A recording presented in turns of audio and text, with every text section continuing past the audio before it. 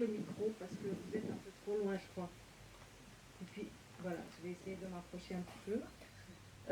Comme a dit Sophie, elle a présenté beaucoup de choses que j'ai faites, mais en fait, je ne vais pas vous parler ici des choses sur lesquelles j'ai travaillé à Lavigny, mais j'ai choisi de vous lire un petit extrait de ma dernière traduction, qui est celle de Annie Bentoyou, qui est un livre de mémoire.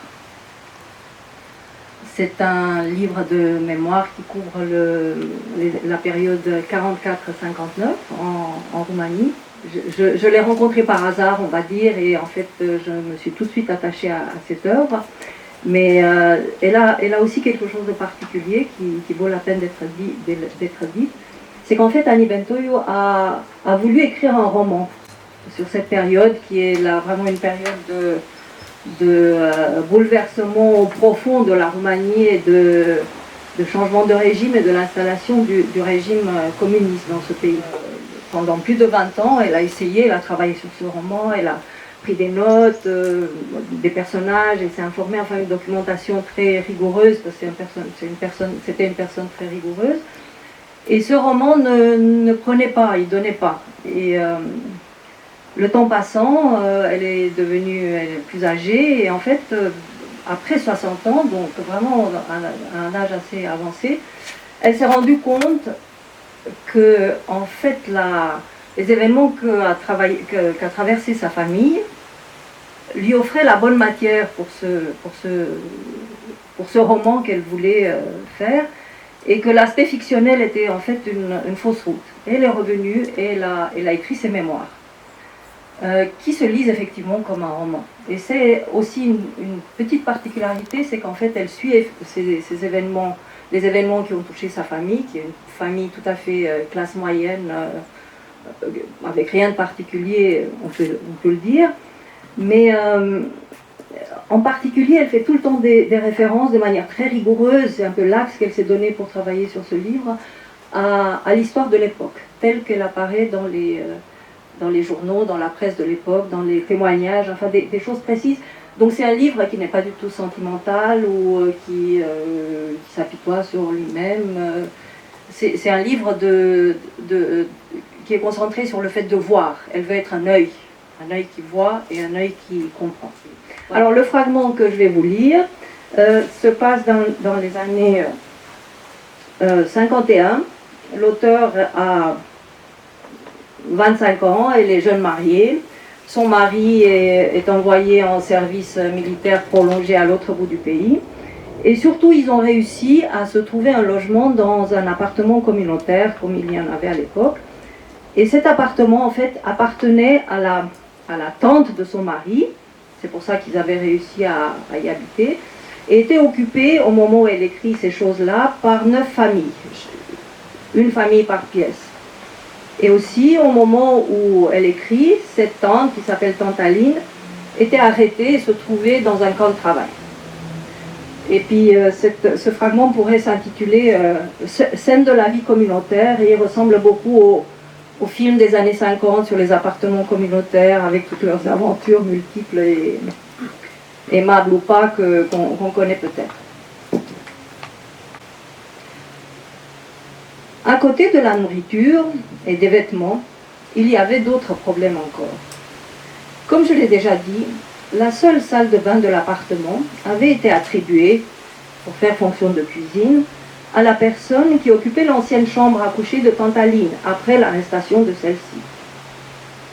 La nouvelle locataire était une doctoresse un peu étrange, qui a fermé à clé la pièce une fois pour toutes, ce qui par ailleurs était son bon droit. Nous avons donc recommencé à nous laver, comme dans l'ancien temps, avec des bassines et de l'eau chauffée sur le feu. Je me disais que cela avait été monnaie courante pendant des siècles, que tous les Bucarestois n'ont pas toujours vécu avec des salles de bain et que, de toute façon, ce n'était pas la peine de se plaindre.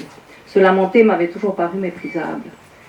Et aussi, par ailleurs, dans toute cette maison, enregistrée à la mairie comme une construction de valeur exceptionnelle de l'architecture bucarestoise d'avant-guerre, ainsi que j'allais l'apprendre plus tard, toutes les 9 autres familles se lavaient sans doute de la même manière. Nous chauffions au bois notre chambre de 20 mètres carrés et la quantité qui nous était allouée pour un hiver était d'1 tonne. Très haute, située au-dessus de la cave et ayant 3 murs extérieurs, cette pièce était difficile à chauffer. La distribution du bois se faisait par arrondissement dans certains centres bien précis et en 2 tranches, l'une en octobre et l'autre en janvier. La deuxième tranche revient comme un leitmotiv dans notre correspondance de cet hiver-là, qui heureusement a été doux. Je me vois encore rentrant chez nous un dimanche soir, après une attente commencée à 5 heures du matin, perché sur la banquette d'une charrette contenant les 500 kilos de la deuxième tranche, auquel nous avions tous droit. J'étais un général victorieux qui rapportait à la maison son butin pour la joie de tous. Je ne sais pas pourquoi ces distributions ne pouvaient pas se faire de manière ordonnée et avec moins de dépenses d'énergie. La journée passée sur ce terrain appartenant à un dépôt de bois, en bordure de ville, se présente dans ma mémoire comme une suite de lithographies de guerre. De temps à autre, le bruit courait que la distribution allait commencer dans tel ou tel point du dépôt. Les gens s'y précipitaient, une file se formait dans une bousculade inimaginable, on se retrouvait pressé entre des dizaines de corps dont il n'était plus possible de se dégager, et par-dessus nos têtes fusaient des protestations de toutes sortes. Je ne sais quelle disposition en faveur des personnes travaillant dans l'enseignement venait d'apparaître, et j'ai encore dans les oreilles des voix féminines stridentes criant en chœur de temps à autre comme une litanie. Le corps pédagogique, le corps pédagogique, nous sommes du corps pédagogique. Les autres protestaient en argumentant que le corps pédagogique n'était pas le seul à avoir besoin de se chauffer. Et moi qui, pour finir, avais réussi à me détacher de cette folie, j'étais assise sur un banc, la tête entre les mains, priant pour que je me réveille de ce cauchemar. Dans n'importe quelle situation, la règle générale semblait être la suivante.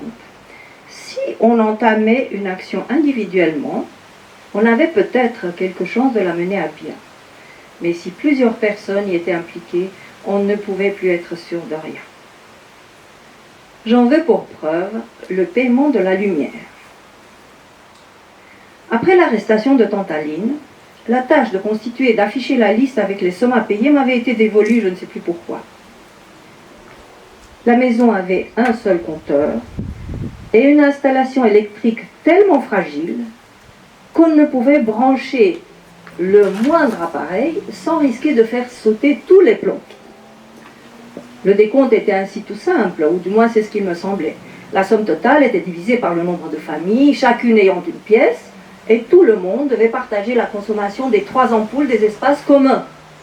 Hélas, c'était sans compter avec la haine de classe.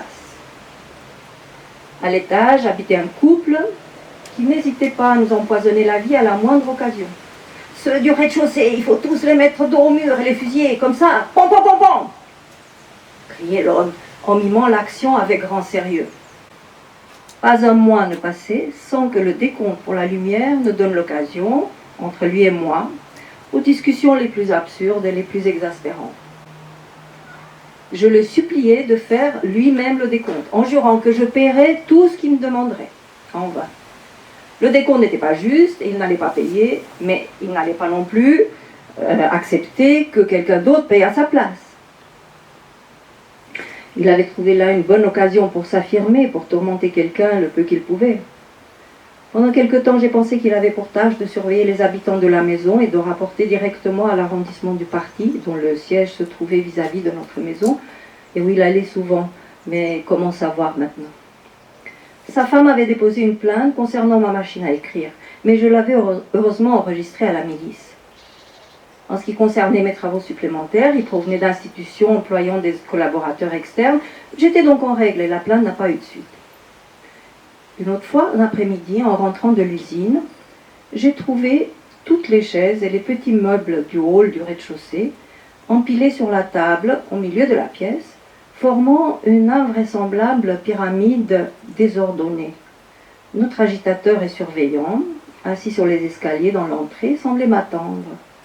Qu'est-il arrivé? Que voulez-vous qu'il arrive? Ce sont des mesures contre les incendies.